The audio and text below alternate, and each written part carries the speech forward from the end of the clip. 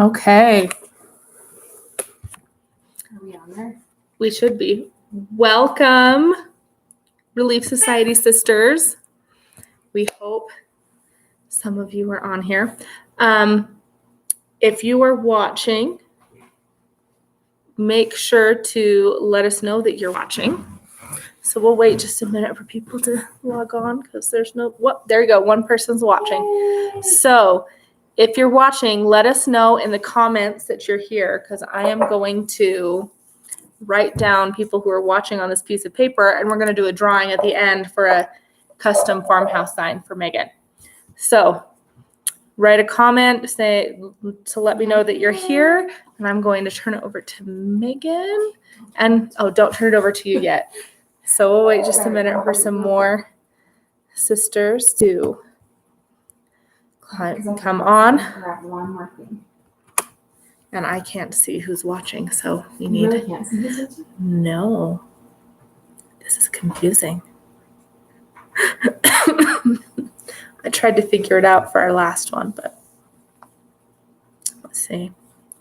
So who's watching? Send us a message on the live chat so we can see. Say hi so we can see who's watching and enter you into the drawing. And when we get more than one person viewing, we will turn it over to Megan. Your odds are really good if it's only one person, right? Right, if it's only one person. We'll just turn it to you. Okay. I have to actually run outside real quick. Okay. Grab one thing. Sorry. That's fine. I told you it's going to be a mess. We're learning as we go. So one thing to note, Megan is doing this in stages and doing multiple signs.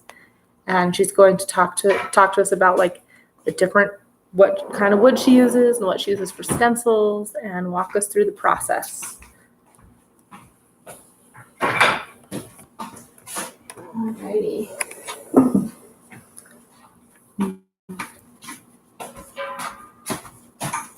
Okay. Okay. Let's see who's watching. It echoes. I'm turning this on. Oh, I just got the new paints there. All right, so we're gonna get started because it's 8:02. So hopefully people log in soon. Like Lindsay said, if you're joining us, type a little hello because we're gonna do a drawing at the end. I'll show you a picture at the end of the custom sign that we are going to make for you. Not tonight, but you'll probably receive it in August only because I will be gone the whole month of July. So anyway, I feel really self-conscious looking at myself on the screen. Anyway, so farmhouse sign. So if you don't know what a farmhouse sign is, so I had to dig because I actually ended up giving most of my signs away or selling them. So this is the only one that I had complete done for myself in my house. So a farmhouse sign is like what you see at Hobby Lobby. The nice thing about being able to make your own is you can make it say whatever you want. So this is my fall one. Fall is my favorite time of year. So I want to make one of these for every season and like a Christmas one, but I'm also really slow at projects. So this is the only one we have done. Also, I wanted to let you know that if you go on Etsy and you look up like farmhouse signs and they're hand painted, I just want to tell you right now, they're not. So, I mean, they are, but they aren't. And so I'm going to show you the process that I have discovered works best for me. But I could claim that this is hand painted as well because it is. It's not vinyl, it's paint. But all of those Etsy sellers are using stencils. So I'm going to show you how to do that. So move this over here. All right, so to begin with, supplies, things that work really well. So the type of wood that you choose is really important, and you can use lots of different types of wood. So this is a really nice sanded plywood. It's more expensive. It comes in like a 4x8 sheet, so you can make a ton of signs out of it. But it's really kind of smooth. I can put it closer. Like when you go and you think of plywood, it's usually kind of, I mean, this is layered, but in Lowe's, like the normal plywood is really bumpy and stuff. This is not. It's super smooth. It's about 1/2 inch thick. So this is what like most of your signs that you would order from Etsy are going to be made on. But you can also use, although I wouldn't recommend it, but I have used it. So when I made this sign, and I'll show you this sign. We're going to finish this one tonight. This one is going on my front porch, but it's a little bit thicker and it's made from MDF. It's not as great to use for a couple of reasons. The first reason is MDF is not as solid of a wood as plywood. And what I mean by that is when you put your stencil on it, when you go to lift it, MDF is like compressed sawdust. So sometimes your stencil will lift the wood with it, and then you just have to patch, which is miserable. But it can be done. In fact, one of the signs we're also going to work on tonight is going to be made out of this. And some of your really rustic looking signs are made on like pallet wood or barnwood. And so the key to that is, well, going into it, you've just got to realize that your lines aren't going to be as crisp. There's just no possible way. But the key to that is to sand it really, really well. So you have your wood, you have it cut to the size that you want. If you don't have access to a table saw or a miter saw, you can ask Lowe's and Home Depot to cut your wood. I don't know if they do it. I don't know if they charge a fee or not. Do you know? I kind of feel like it depends on the employee. Right? It probably does. And also like how much cutting that you need to have done. But I know that they do it there. So if you don't have access to a saw, and the first thing you're going to do, and I've already done this step, is to sand it with like 100 grit, 180 grit sandpaper. And then you're going to prep it some more. So then you're going to take something like 320, and you always want to sand in the direction of the grain. So if you look at this, you want to sand it going up and down. Can you see how the grain is going up and down? You don't want to sand it left to right. That will just create more havoc on your wood. And if it was like something that you were going to stain, like this just goes for anything. If you were going to repurpose furniture or something, you always want to sand with the grain. So we're going to sand this way. And I'm just going to do it really quick. So this is just prepping the wood so that your stencil stays on really well, because if your stencil bubbles, you're not going to get as crisp lines. And I'm going to be honest, I have yet to make a sign that hasn't bubbled. Well, maybe one. So it always helps to have like a detail brush to go back in.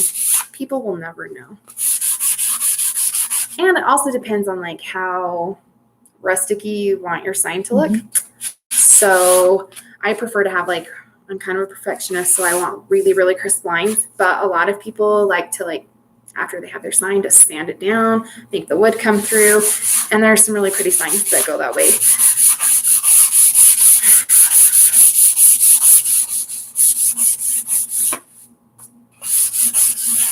So after you sand it, do you have to like wipe it down or wash it off? So you want to wipe it down after you sand it, because as you see, there's like a fine grit of dust. And if you were to leave that on, that's going to cause your paint to like clump and not give you as smooth of a finish. So what do you wipe it off with? So there are actually like special cloths that you can get that's like for sanding. Okay. I don't have that, so I just use wet washcloth. We're not proud here. So I just have this, and it's dirty because I've been wiping down signs. How wet do you get it? You can just, I mean, like I just ran it under the sink. I mean, it's wet, and don't worry about it. Okay, I'll preface. So if you're using like an MDF board, you don't need to sand, because that's just gonna, I mean, essentially It's gonna rip it up, right? it's compressed sawdust. So it's just gonna thin your wood out. It's not gonna change the actual feeling of the top. Like this will feel a lot more smooth than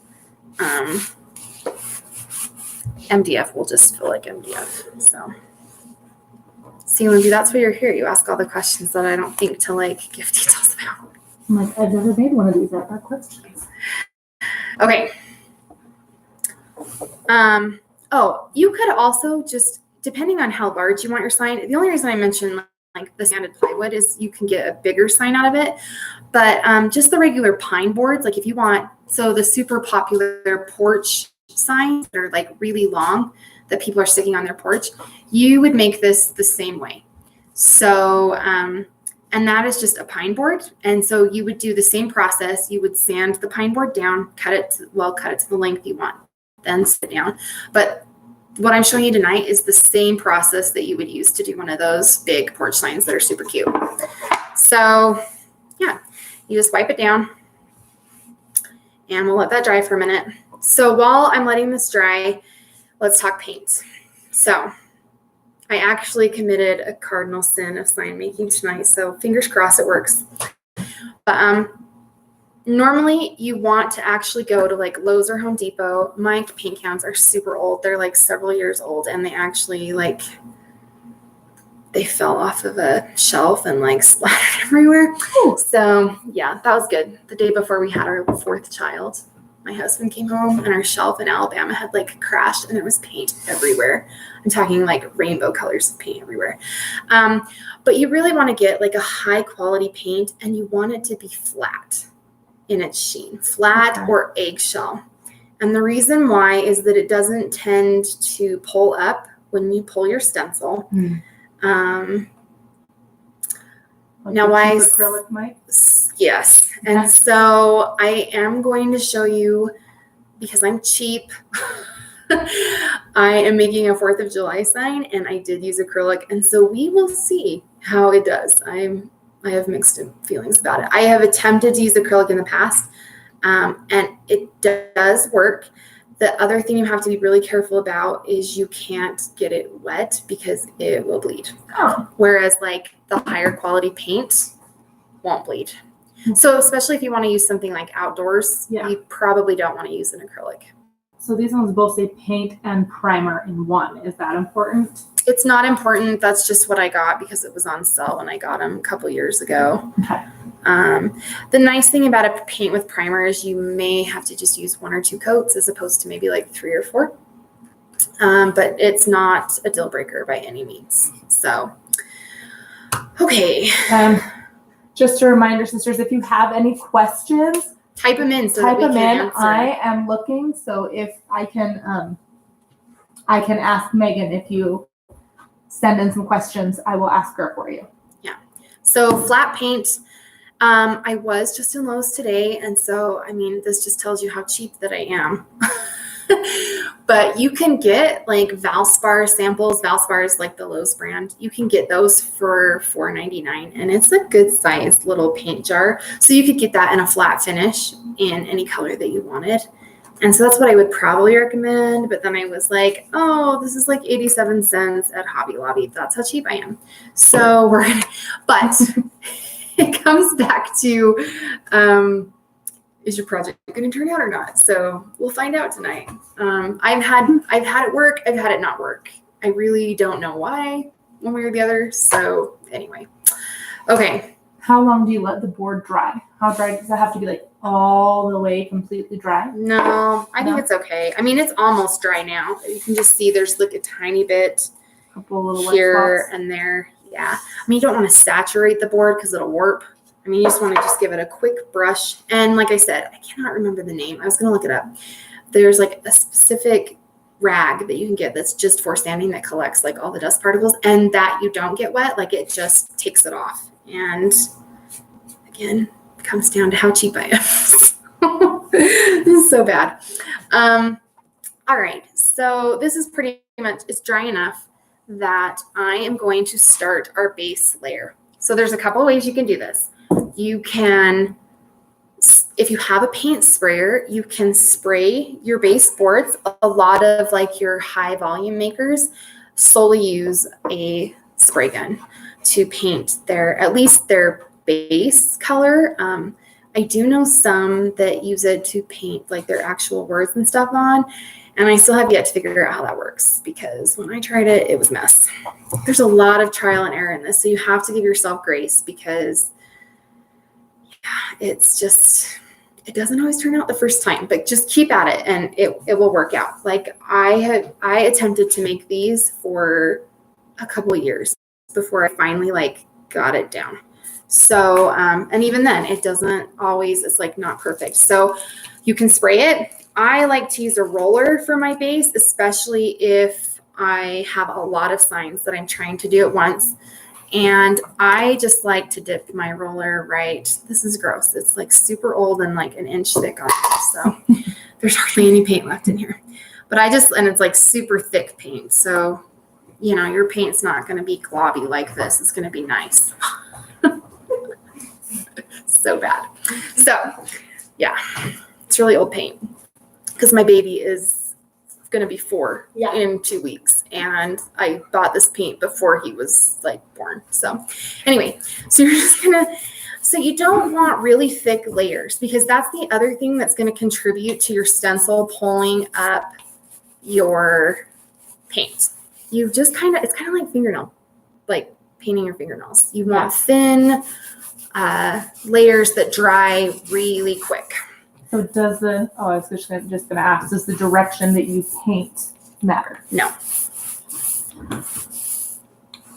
Well, let me say maybe, but it hasn't ever, like maybe like the science behind it maybe, but I tend to like paint one direction like for one coat and then go the other way for the other coat just to make sure I get all the surface area really covered. I just kind of want to make sure that it's a smooth, equal coat. What if you want it to be wood grain behind it? Okay, so if you want a little bit of wood grain behind it, then you're going to want to do like 2 layers of paint max. If you really want it to be rustic and you really want to see the grain behind it, for starters, I would recommend maybe using like a real wood. Like a pine's not even really going to show you a lot of grain. Like you're going to want something that really shows grain. Although there was grain in this, we did see that. So honestly, like if you really want a lot of grain, I would stop at 1 coat. And depending on how you want it to look, you can either then sand through areas to show it. Yeah. Or you can wait until all of your lettering's on and then sand the whole thing. Another trick that can be done is that you can stain the board first and then put Vaseline over the areas that you kind of want to like chip up. And then you paint over that. I know it sounds really weird, but it works. And then as you sand it, the areas that had Vaseline will come right up. Yeah. So that's like what a lot of like, if you're repurposing furniture and you really want that chippy look. It also, okay, here's another paint. So I made a sign for Lindsay. It's like a teal Christmas sign. That was actually done with chalk paint. And that worked. That was the first time I used chalk paint. It looks awesome. And the only reason I grabbed that was because it was like the color that I wanted. And I didn't have any problems with that. And I know like a lot of people that repurpose furniture and stuff, like chalk paint sands really well and it blends really well. So as you're sanding, it kind of almost does like an ombre type. Like it just, I don't know. It's a really pretty paint and you could do signs with chalk paint, at least for your base layer. I don't know that I would do it for your lettering layer, but for your base layer, yeah. So yeah, you're just going to kind of let this dry. So magic of television. Or we'll let this dry over here. But all right, so now you've got your sign prepped. I'll come back into the picture in just a minute. I just gotta move this big behemoth here. Make some room. So now that you've got your sign, you're like, okay, I've got my base prepped. What am I going to put on it? So there is probably like 1% of people out there that like are selling these signs in like mass that actually do hand letter. Like they could honest to goodness claim that it was like hand painted. And if you have that ability, like that's amazing. I don't have that ability. So what I use instead is vinyl stencils. Now I have a vinyl cutting machine. It's just a silhouette machine. A Cricut would also do this. If you have friends that have vinyl machines, I know I've cut things for people. You can buy stencils from people. Etsy has tons of stencils that you can buy. One of the stencils that I use tonight, if you travel to Utah, there's a lot of like wood craft stores like the Wood Connection or Wood Creations that also sell vinyl stencils that you can use for this purpose. But so let's say that you had a friend that had a machine and they cut you a stencil. And obviously this doesn't look like stencil. This looks like a sheet of vinyl. So what your friend will probably do for you, especially if you like bought it from them, is that they'll do what's called weeding. So if you see here, sorry, everything's so shiny in my kitchen. I don't know if you can see that. So there's words. So weeding is just where the vinyl machine has cut out your design. You're going to pick it out. So if you were to just use the vinyl, you would pick the negative space and leave the letters. But here, because we're using a stencil, we're picking the letters and leaving the negative space as our stencil. So my machine doesn't cut very big, and this is obviously a really big sign. So I cut it in pieces. And so I'm just going to show you how to weed really quick, because I thought maybe if you've never weeded, sorry, it's like super, there we go. It helps if you have it the right way. So weeding is pulling the. So weeding is just simply pulling your design out of your vinyl that's been cut.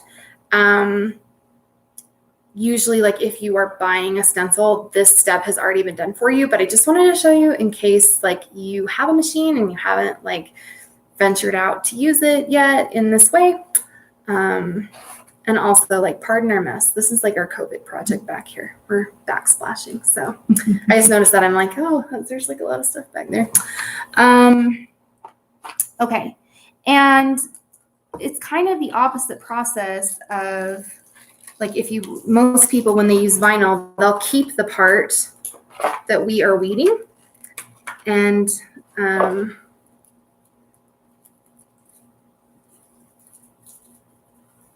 sorry, I can't multitask.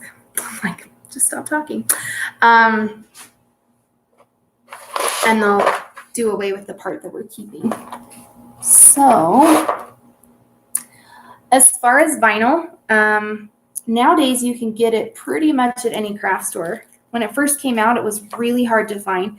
And actually, I order mine from a company out of Texas. You can get it by the roll. And it's way cheaper to buy it that way. You can get like a roll of 30 feet of vinyl, and it's 24 inches long for like $16. Whereas when you go to like Hobby Lobby or Michael's, it's usually sold in like 12 by 24 sheets, and it's a lot. It's like, I don't know. I haven't ever bought it there. It's expensive though. I've seen it. I just haven't ever bought it. So anyway, as far as what type of vinyl, so there are different types of vinyl. There's like heat transfer vinyl. There's regular. So vinyl comes in like different, what's the word? Different kinds? I don't know. Well, it's like different levels of stickiness, for lack of a better word. So I really like the brand Oracal. And Oracal comes in like, you can get it in 631. This is 641 and 651. So 631 is like, it's a matte finish and it's not as sticky. It's more easily removed. When vinyl first became like super popular and people were putting on their walls, that's the type of vinyl they were putting on their walls and still are putting on their walls. 641 is kind of like a hybrid. It's a gloss vinyl, but it also can be used outdoors. It's good for up to 5 years outdoors. And then 651 is like really hardcore outdoors, and it's super glossy. It's a little bit thicker and super sticky. So the stickiness level kind of goes up with the type of vinyl. I know Michaels carries Oracal. There's also Avery vinyl. It's just a different company, but like the same premise. Like they also have levels of vinyl. That's my kid. You can hear yelling in the background. I don't know if you can hear him or not, but I can hear him. So anyway, yeah, it's just kind of like pulling. It's like a giant sticker. So you're just going to pull it. As far as for sign making, I would stick with like a 631 or a 641. Any of like the vinyl from, I really don't like the Hobby Lobby brand of vinyl. I don't think it's very good. What about they have the Cricut or the Silhouette vinyl? What about those? Yes, both of those. I think they've improved over the years. When they first came out, I heard a lot of really bad. Like I've always just used Oracal, and you can also like order Oracal in different lengths from eBay for very cheap pricing. Like I feel like it's equivalent to if you were to buy it on the roll, because some people don't need 30 feet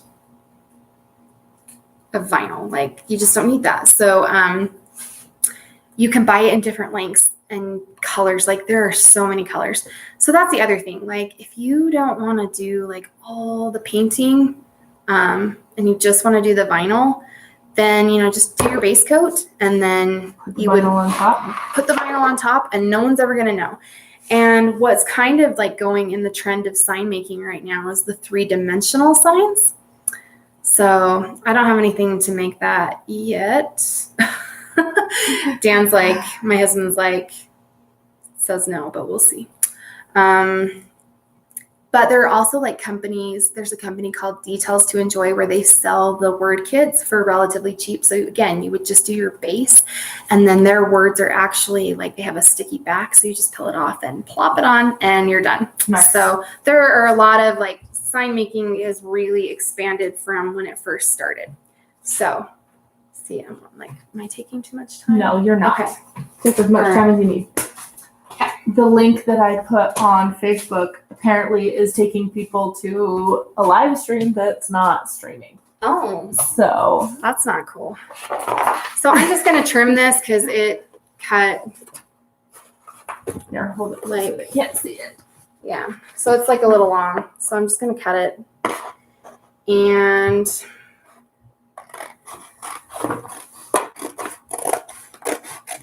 again, not super scientific about it. Okay, so the other thing that you're going to need, and if you were to buy your stencil already pre-made, it would come with this. But if you're like doing it from scratch, you're going to need transfer tape.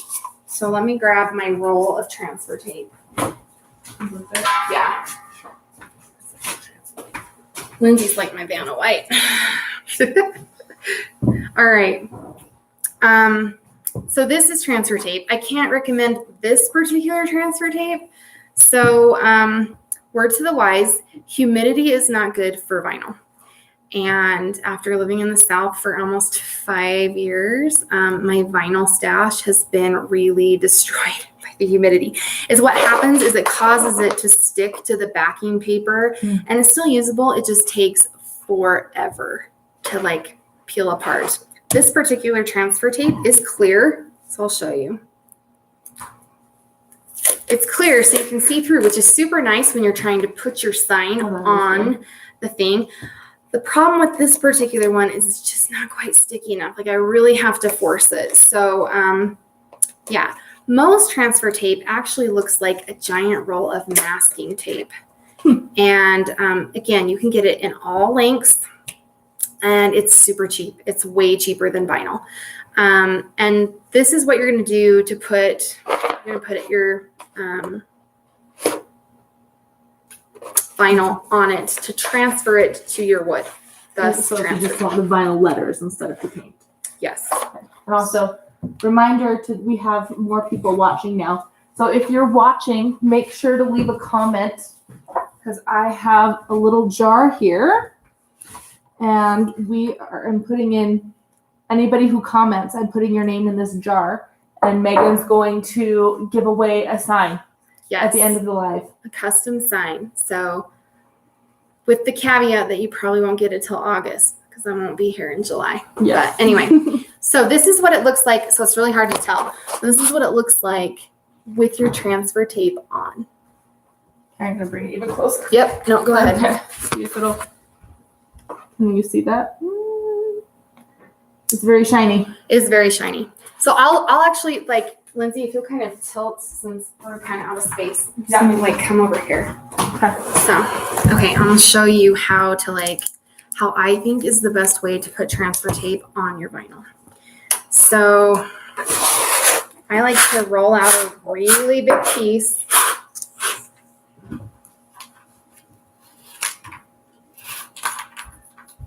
And like Lindsay said, if there's like a question you have that we haven't covered, pop it on there so we can see. Because I am currently reading. I'm reading the comments. So Okay, I'm just gonna trim this a little bit more.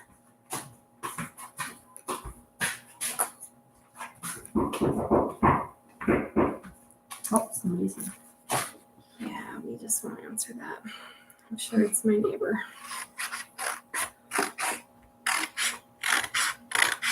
Okay. Now, if you buy like a pre-made sign or a pre-made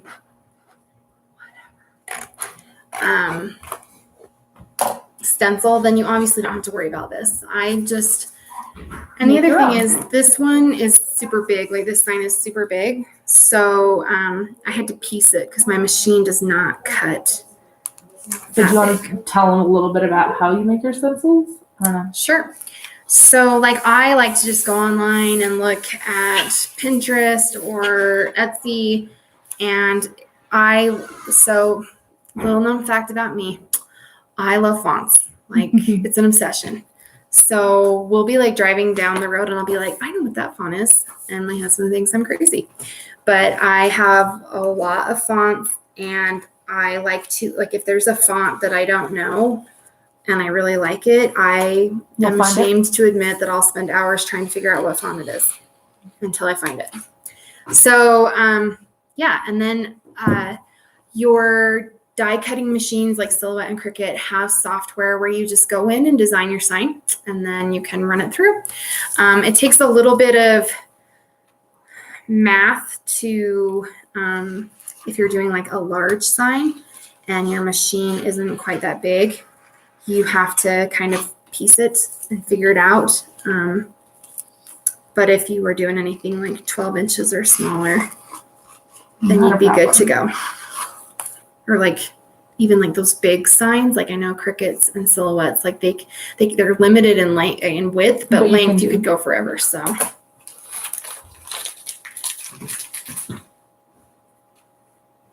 the sign that I'm making to go on the wall says, before you leave this house, always remember, I can't remember all what it says. I love you no matter what. I believe in you. Trust your gut and follow your heart. So it's I wanted it to be really big so that my kids would see it out the door every day. So we're just piecing together. Multiple, yeah. So she's got one already on. Yes, so we have one already on the sign, and then two more. So I'm just going to use, this is a fondant smoother, but you could totally use a spatula.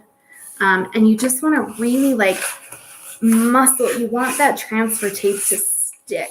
Okay. I want to see it. Can I hold that up and see if they can see the difference? Sure. Like where you. I don't know if you'll be able to see it. Yeah, you can kind of see. see. Can we see? Let's see here. So this corner hasn't been smooth. Nope, can't really see. Yeah. Anyway, it makes a difference. I don't know. You can see it if you're here. But anyway. So, all right, Lindsay, we're going to come back over here. Yeah, I'm going to steal that pencil though. All right. So when I put this in my machine, like I figured out, like I put in a rectangle the size of my sign. And so I know how far away this has to be from the edge. So I'm just going to slightly mark where this needs to go.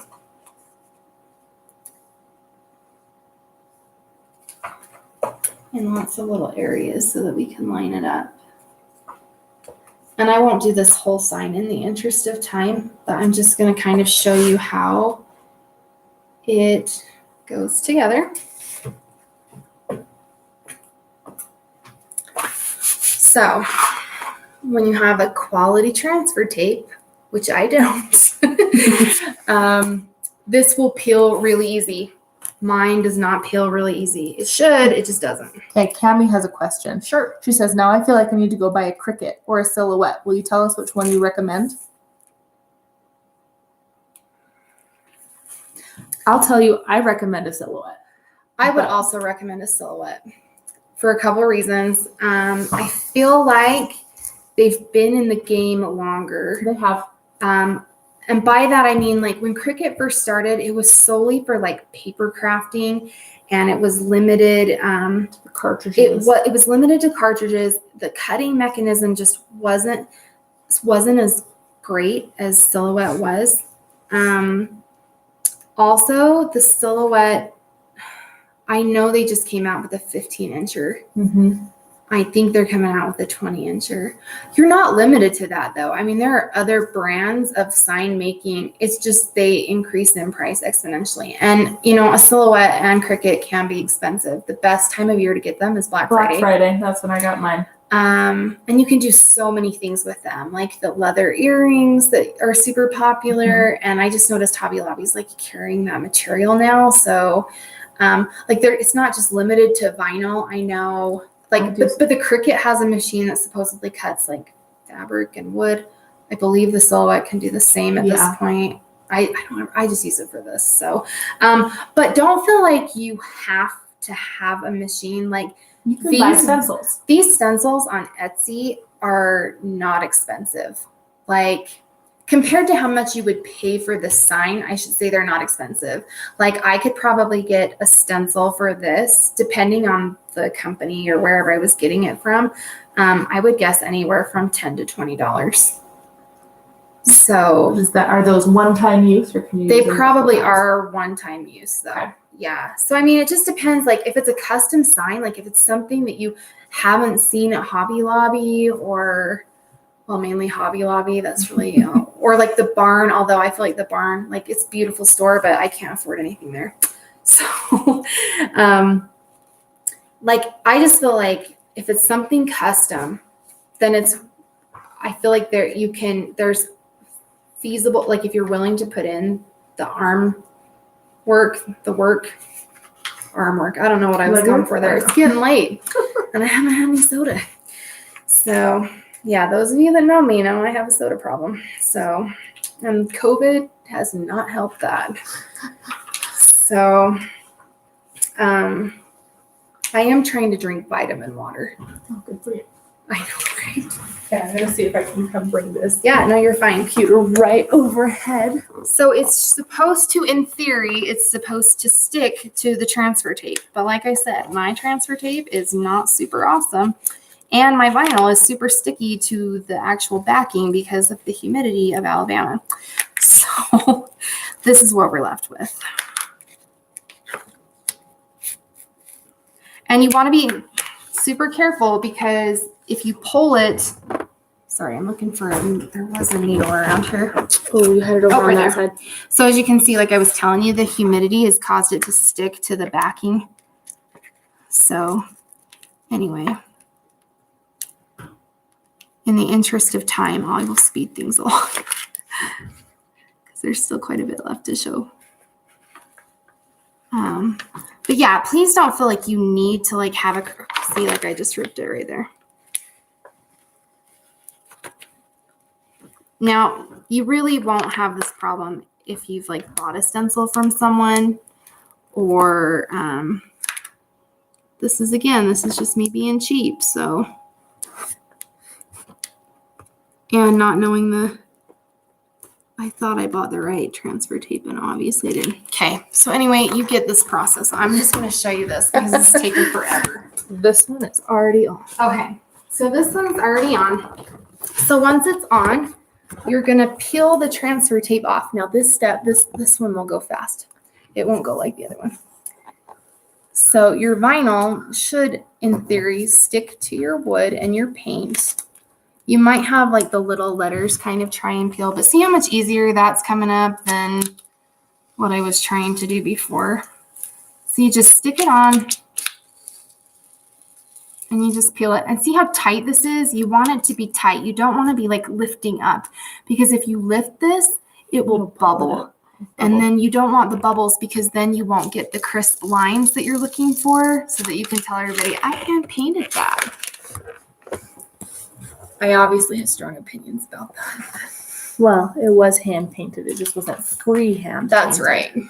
It just makes me laugh, because I say all the time, it's like, these are hand painted signs. And I'm like, yeah, right.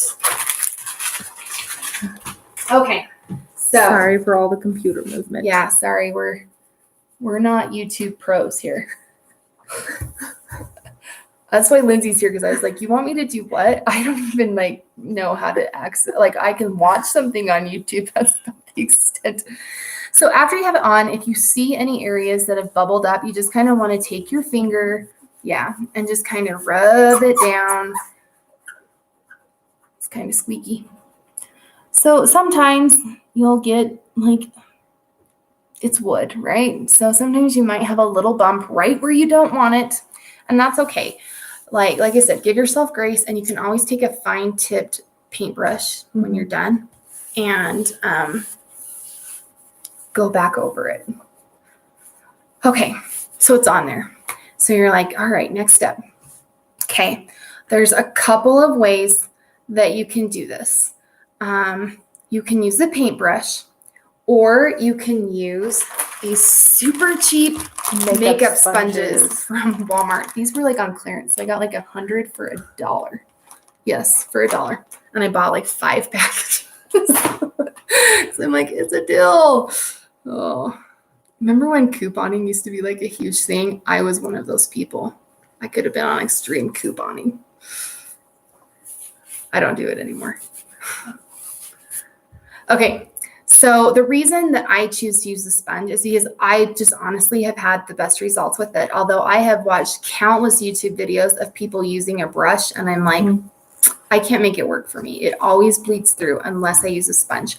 So the key to using the sponge, so the first thing you're going to do is whatever your base coat color is, you're going to use that same coat to do your first layer on here.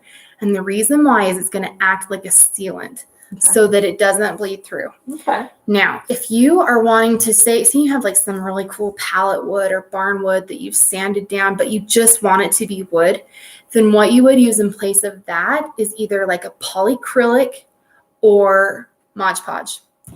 But I would not recommend Mod Podge on paint, because I just haven't had success with it. It peels when I peel my stencil.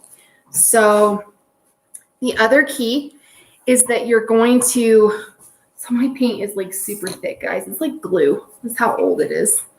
So the key to this is you don't want, again, it's like fingernail painting. You don't want like a lot of paint on your little sponge.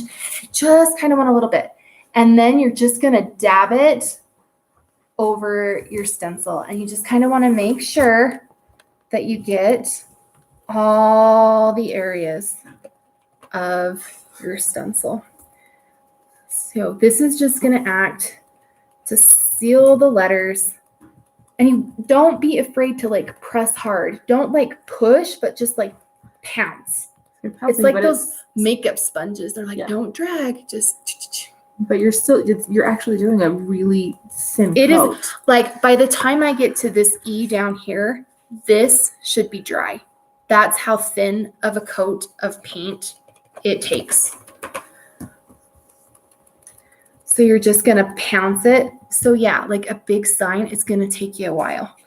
And that's why, like, if you prefer to use a brush, the other thing with the brush that I've noticed, like when I've watched sign makers do it, they don't tend to have like super solid letters. Like they just kind of brush it super light back and forth for a couple of layers. And then when they peel their stencil off, you can kind of see some of the base coat underneath it. Just again, kind of giving it that rustic. So what I do is I like dab it in a lot of paint and then I dab it on my paper plate. And then I'll dab it on all the letters or designs. It doesn't have to be a letter. It could be like a candy cane or Snowflake. a snowflake would be really pretty. So some people are like, why bother? Just do the vinyl. And I am in that camp. Like, it saves you tons of time. It's just a different look. It's just whatever look you're going for. And right now, that's just vinyl had its day.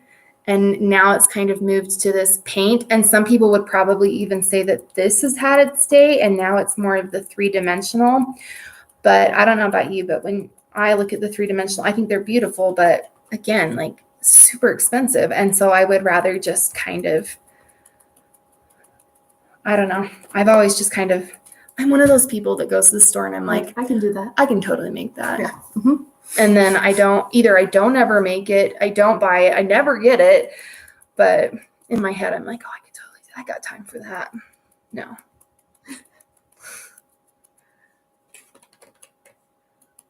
I don't know. That's one of my like New Year's resolutions. I'm like, if I see something and it's in my budget, I'm just going to buy it. I got to move on. Okay. So this is where you get, it looks like, I don't know if you can, sorry, I can push that forward a little bit. So it just is a very light coat. You can still see the stencil through it, but we've kind of sealed all of the area. So it hopefully won't bleed. So that it hopefully won't bleed. Don't have a panic attack if it does. It just means more work for you. Again, you just take the fine stencil and put it in. So Also, magic of YouTube TV. Michaela says she's one of those people who would see it and think, I would fail at making that. No, you could totally do it, Michaela. You could totally do it. Is this All right. next? Yes. So it'll be a miracle, guys, if we make it in under an hour. You don't have to make it. I know. Okay. So this is why I'm like, I committed the cardinal sin. So because I'm cheap, I did use acrylic paint on this. So what you do next is you start, so I sealed this. So this actually has a white base underneath. This one's kind of different. It's actually, we kept the vinyl part instead of the negative space. It's kind of opposite of what I just showed you. But anyway, I'm going to put one last coat of blue on this and we're going to let it dry for a few minutes and then I'm going to show you how you peel it. So my plan was to have this done already, but life did not turn out that way today. So you just take a little bit. So this has 2 coats on it. Of the blue? Of the blue. It has 2 coats of white underneath because I thought I did it wrong. And this stencil threw me for a loop. I did not make this stencil. I bought it because it was way cute. And I have a craft problem. So anyway. So we're just going to quickly do a 3rd layer of blue. And hopefully that will give us the look that we're looking for. So normally, like, you wouldn't have to do the outside. Like, I'm doing the outside and the inside. Because, yeah, the stencil kind of threw me for a loop, like I said. So, and now I'm, like, having a hard time seeing where the stencil is. Oh.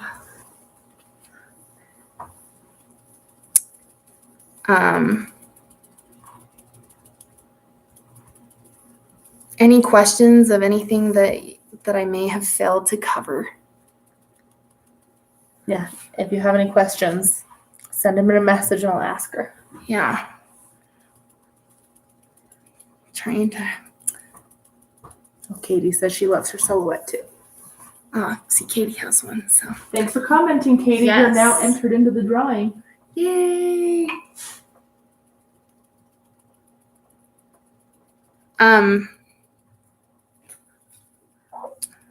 It's a rabbit hole though, guys. Like once you get one, It is. And Cammie says, thanks for letting us benefit from your craft problem. oh. If you could only see my basement, you would realize it's a problem. I know Dan's like, I can't finish this basement. You meant to just come down here. Someday. So yeah, you just want really light coats. And, obviously it will fill in darker as you go with each layer. So if you want it to kind of be that rusticy see-through, try a brush or just maybe only coat it a couple of times. So you said this is your third coat of blue? This is the third coat of blue on here. Okay. And I don't know if it's covering so well because I did coats of white underneath or what the deal is, but it seems to be okay. So yeah, hopefully by the time I get to the bottom of this, it will be dry and we can peel it and fingers crossed it doesn't lift. So when you peel it, do you want it to be all the way dry or do you want it to be just a little bit wet? So the jury's out on that. Like if you look on YouTube and Pinterest, there are people that swear by peeling it when it's wet. By doing it in this process, I kind of feel like it's already like dry. So you could probably peel it. I usually wait till it's all dry. Michaela says part 2 of this should be a virtual tour of your Of my basement? craft stash. No, like my in-laws don't even get to go down there because it's so bad.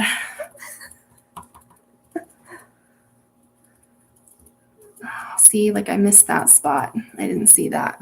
That's the one thing about like darker stencils is it's like hard to see. Like once you get to this level, it's like, oh, it all looks the same. I don't know what I'm doing. So Can you guys see that at all? I'm just trying to fill in any last little areas that I see white or my base coat poking through. Just trying to make sure that the color looks pretty uniform. In the spaces it doesn't, that's like, this is where the stencil is. The stencil was white. Down by the S right there. Yeah, I'm really hoping this turns out because it's super, super cute.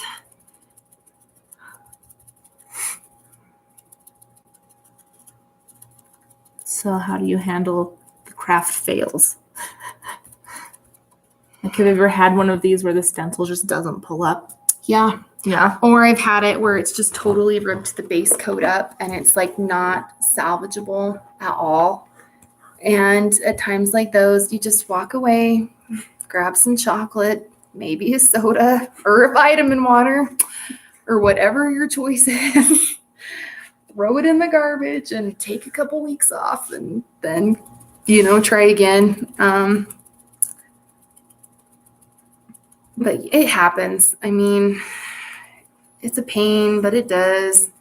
And so, yeah, that's when you just kind of have to weigh, like Michaela said, she's like, I would look at that and think I couldn't make that. And so, the cost of like just buying it from someone else maybe is worth it then, because then you're not wasting materials or times. But I think it's always fun to at least try. My big thing would be, how do I cut the piece of wood if Home Depot or Lowe's doesn't do it? Yeah. Ask Megan or Katie Spilker. Katie Spilker is awesome. See, because here's the thing. I have my husband cut a lot of it because I took shop in high school and I did it for 3 years. But our table saw is, Katie can attest to this because she saw it. It is super old. It's like Dan's grandfather's or like great grandfather's, and it has no safety guard on it. And so I hesitate to use that saw. And so I make Dan cut. If I have to use, I'll use the miter saw, but our table saw, it terrifies me. Katie says it is timeless. It's so old. Like my husband had to replace the cord because it was like all spliced and like it's dangerous. He's gonna lose a finger one of these days. But find a friend that has a saw that will cut it for you. Or here's the other thing, like I've noticed too, like Hobby Lobby and Michael's are now selling like blanks, like they call them blanks, that are already pre-cut. I did see some at and Michael's. Some of them actually already have the frame attached. So You would just have to stencil or freehand your design on it. And they're not like with a 40% off coupon. I'm all about being cheap, guys. So that would totally be worth it. And they have like your base coat on. So you would just really have to either plop your vinyl or your stencil and then just do this part. And it would be good.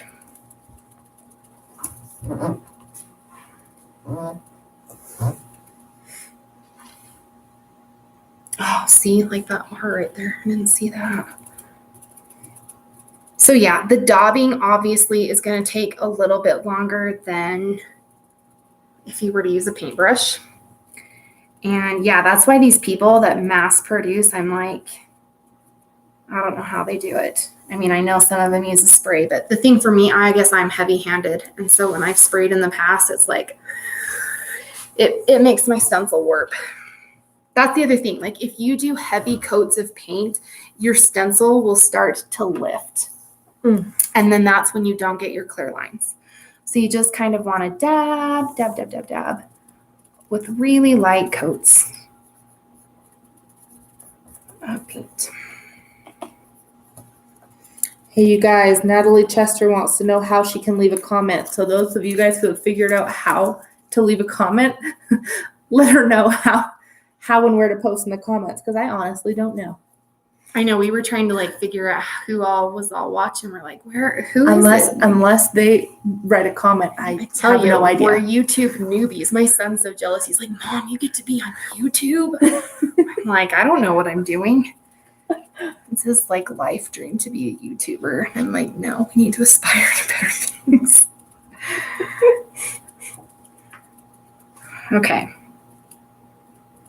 I think I'm gonna have Lindsay look and see if I've missed anything. But I think we might be there. So you have to be logged in to leave a comment. Okay, that makes sense. So yeah, while I'm waiting for this to dry, I'll just kind of recap what we've gone over. So we went over types of wood. So any of like your common pine, plywood, MDF if you really have to. MDF if you really have to, but you will experience more difficulty with that. I'm just gonna throw it out there. I love MDF for like other craft stuff because it really soaks up the wood well. But if you're gonna use a stencil on it, I've just had too many like cursing days and chocolate days because of that. So, and then types of paint, you really want to use a flat or like is the eggshell the next step up finish? Yeah. Whatever's like that step up above flat, you want to use that. It just, your stencil tends to not pull as much.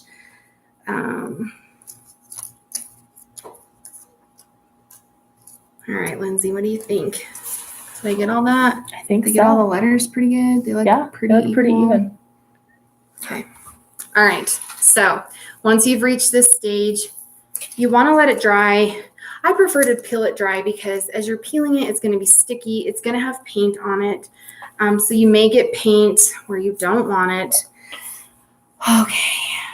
So this is where you say a little prayer. Hope that your sealant held.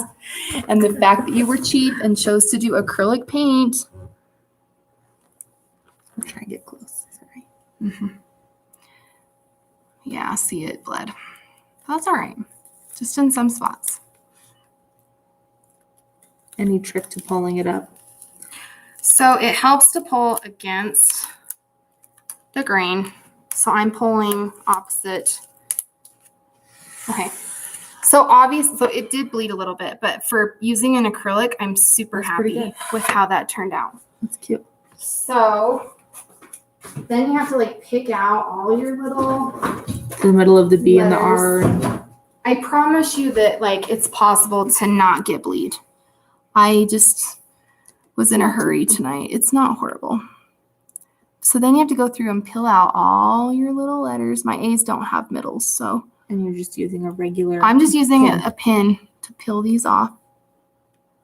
See, guys, I'm like trying to show you that I'm an expert at this, and I'm not.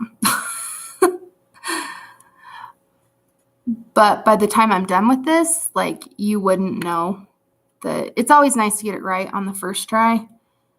It also, like, you can kind of scrape the blue off, but I'll just go back over the white. I'm actually really excited that it didn't peel tons. So I did a really quick, fast layer. But anyway, so Cute. that's the sign. So then you'll let that dry. I'll go back over it with a fine brush. Do any kind of a top coat or just leave it like that? Okay, so if you want to put it outside, I would recommend sealing it with like a clear spray paint. But yeah, not too shabby. Also, the vinyl that I used for this was the not as sticky. Like if I had used my vinyl, I think it would have not. I don't know. It's not bad. Nope, I've not bad at definitely all. had worse with the bleed, but That's cute.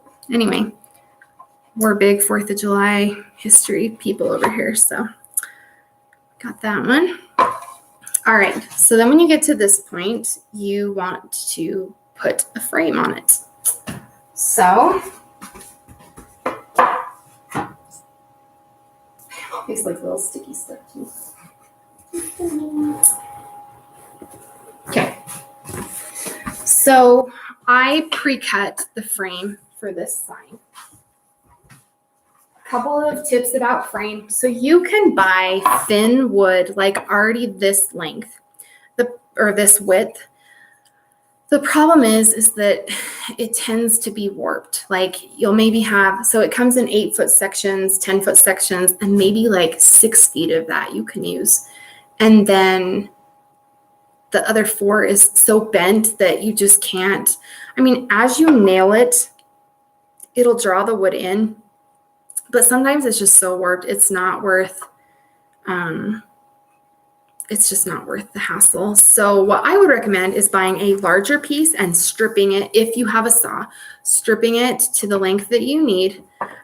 So that way it's just super straight. So I already cut these. So there's a couple of ways that you can cut these that are popular with the farmhouse signs. So I choose to do kind of like the log cabin look where it just stacks on the top. I don't know if you can. So my corner is a square, like it's a square. Or if you want to be super fancy, which I'm not, and I just feel like the math is just not worth it, you can cut the mitered 45 angle so that it comes in. Those are the 2 ways that you can have it framed. So what you're going to do is you're going to stain. For the interest of time, I'm not going to stain because I have some already stained, but just some stain that I like to use. So I really like Early American. That is this color here. It's a lighter color.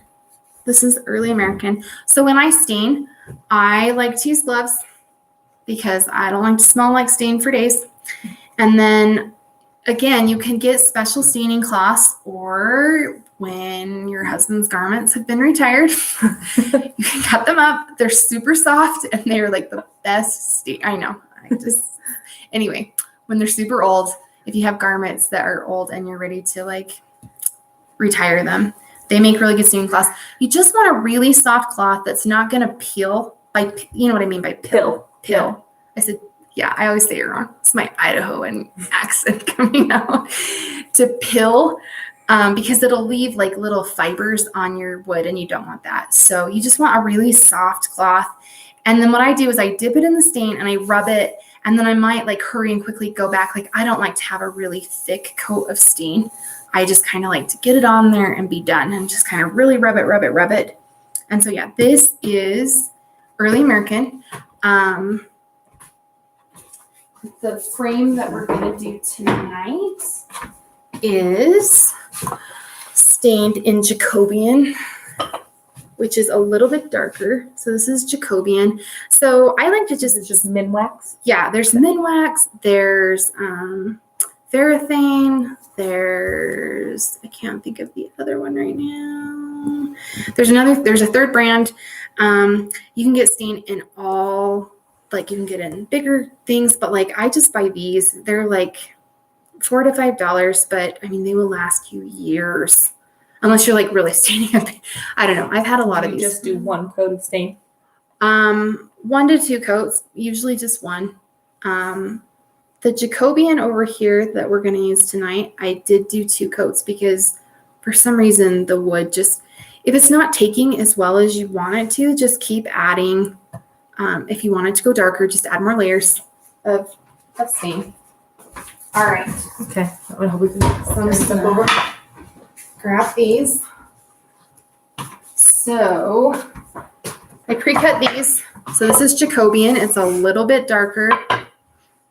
Not quite dry. Again, I was like trying to get this done and life was not happening today. So anyway, all right. So this is the part where you are going to need a nail gun. We have this beast right here. So I'll just bring it over. All right. So we have an air compressor that hooks to a nail gun. You can get cordless, like battery operated nail guns. This is my least favorite part, guys, because if Nicole, is Nicole on? I don't know. If she is, she hasn't put it. So me and Nicole made a sign, and I told Nicole, I'm like, Nicole, like, this is my least, it scares me because I'm a wimp. So I'm always afraid I'm going to shoot it through the front or shoot it through the back because depth perception and like angles, I'm horrible at it. So I know Dan's like, my husband's like, he's like, you are horrible at math. I'm like, I know. It's a miracle that I made it through my math classes because I just can't. And perception, like I'm horrible. It's a miracle I don't hit cars on the road because I'm like, I'm over far enough. Maybe not. I don't know. So we have this big sign. Oh, another tip I was going to give you. So I did not follow it here. This is really dirty on the back, but I painted the back of this one. But as I've gotten more into my sign making, I leave the back blank because when you hang it on the wall, your paint will stick. So if you leave the back just wood, it won't stick. And then you don't have to, like, when you take it down or you want to change it out or whatever. So that's what I did for this one. Even though it's not going on the wall, it's just going on a shelf. I left it blank because that way it won't. It won't stick. Amanda says she nail gunned her finger once. Yeah. See, I haven't done that, but like I'm afraid I'm gonna like shoot my countertop or it's not Just don't shoot the computer. I won't shoot the computer. I promise. It's a good thing when Kate's not watching. She'll be like, oh my gosh. So what you want to do is you want to line it up.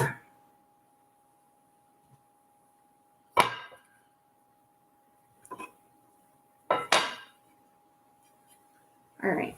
So I like to bring it to the edge so that I can see what I'm doing. Okay, so here's the other thing. Before I do this, the other thing, if you don't have access to a nail gun and but you still want to make a sign, it does not have to have a frame. So what you could do is sand the edges and call it good. Like there's so many, I've made a lot of signs like that where you just sand the edges and then you're done. And then you don't have to deal with the scary nail gun. This sign is like filthy. It's been in my basement. So anyway, if you have a nail gun, if you want to frame it, this is where you say another prayer and hope that it all turns out right. So you want to make sure that it's like lined up on your edges so that they're even, and you're just gonna, okay, don't move on me. All right.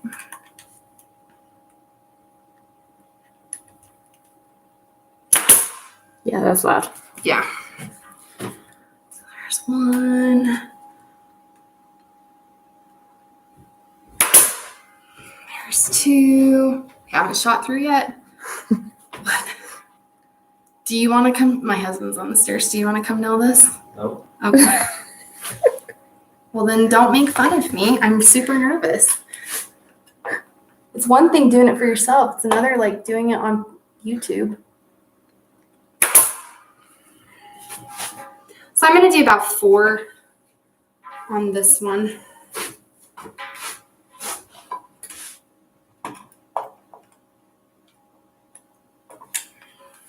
Sorry.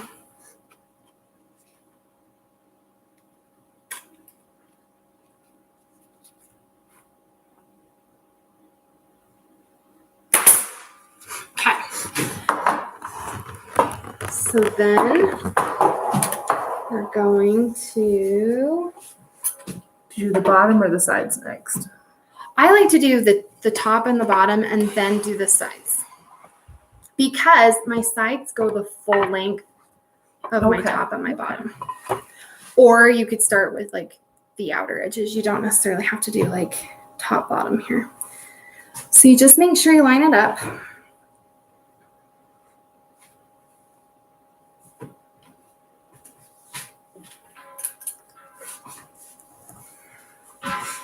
It's like my nose, like I'm shaking, guys. That's what I'm saying. It's ridiculous. I fear the table saw and the nail gun. Anyway, so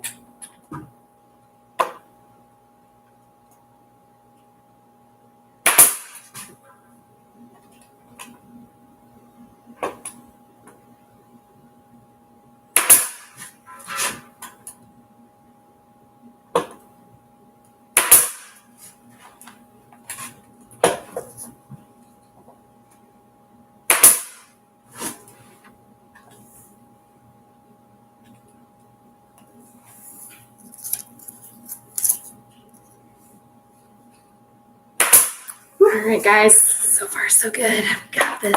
Also, if there's anybody watching who hasn't left a comment, like Natalie, send me a text message so I can add your name to the sign drawing. I just want to make sure I have these edges right. So even if you measure, like, always just double check. And then- Because sometimes, like, one goes better on one side than the other. No rhyme or reason why, it just does.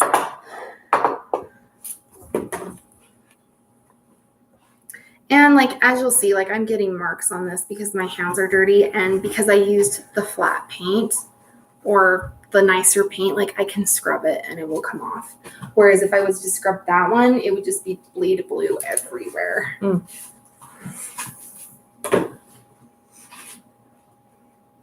So you just wash it with like dish soap and water? Or just water. Just water? Yep, or like a magic eraser.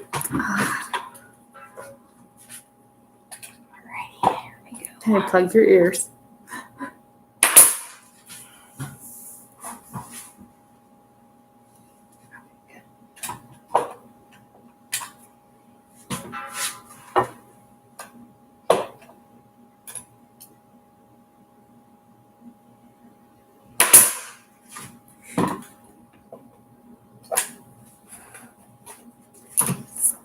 It's huge.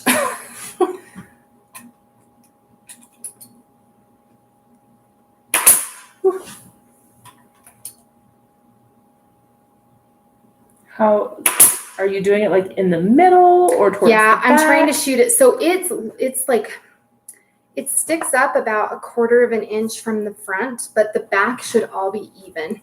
Okay, okay. So before we finish this, but I did this one the opposite. So this one, the front is all even and the back, this is super dirty, guys. The back has the ledge. So it's just whatever look you want it to do. Okay. This one I did shoot through, which I was really mad. It's like my last board, and I was like, no. But there are ways to fix that too. So, what did I do? Let me do one more.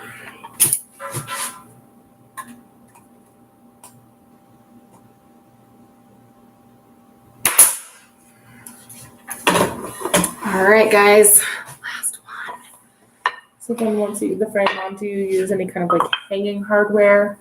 Yeah, so, well, it depends what you want to do with it. If you're just stacking it on a mantle, this one's going to go out on my front porch, like on the wall. So we'll have to figure out something for that. But yeah, you can add like the hanging hooks, command strips, depending on how large and heavy your sign is.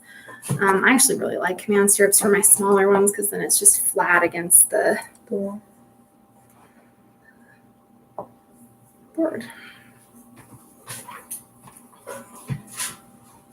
Ooh.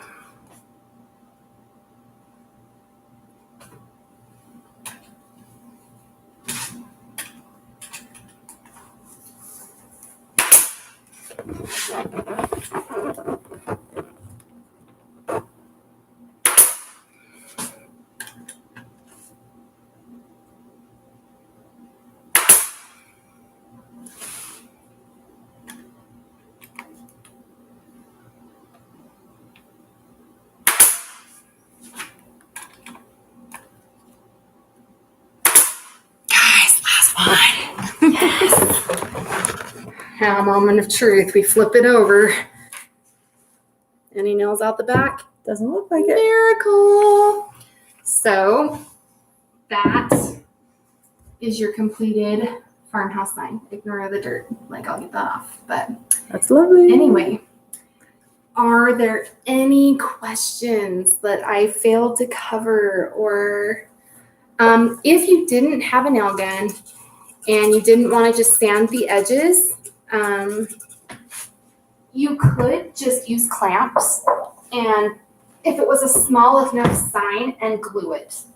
Like you could probably just glue this with wood glue and like clamp together. This sign is small enough, and depending on like what you're going to use it for,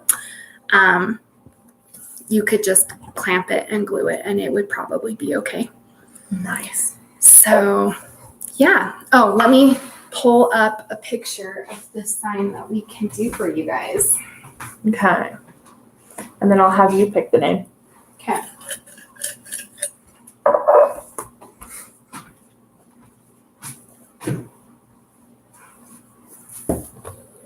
Just let it up. You're welcome for my so professional camera. I'm really glad Lindsay was here because I would not have known how to do this. And it's like kind of hard to do it all yourself. So let me find it.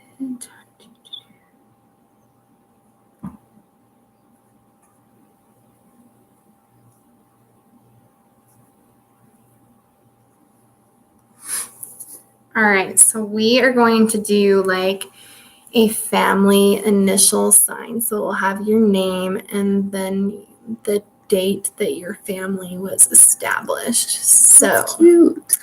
do we have everybody in here? So I have Cindy Stevenson, Emily Bullock, Roberta Blankmeyer, Eliza Blankmeyer, Stephanie Pollock, Cami Smith, Michaela Lenberg, Amanda Bordelucci, Katie Spilker, and Natalie Chester.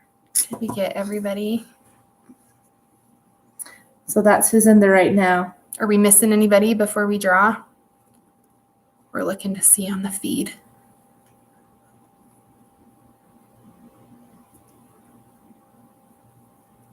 All right, I'm not seeing Okay. anybody else. So if I draw your name and you want it in colors other than white and black, like send me a text and let me know. Oh, and then I'll also need like the date, the year that, Yeah. All right, I'm so nervous to draw. I'm like, I don't know.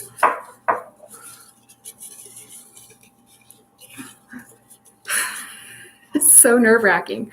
All right, the winner is Roberta Blankmeyer. Okay, Roberta. So Roberta, you are the winner of the sign. So So you'll just have to let me know the year you guys were married and if you want it in black and white or if you would like it in a different color. awesome. All right. Thank you so much. No problem. Thanks for logging on, you guys. I'm going to end it now. Bye. Oh, they say 1991. 1991. Okay. All right. Okay. Bye. Yes, I want to end.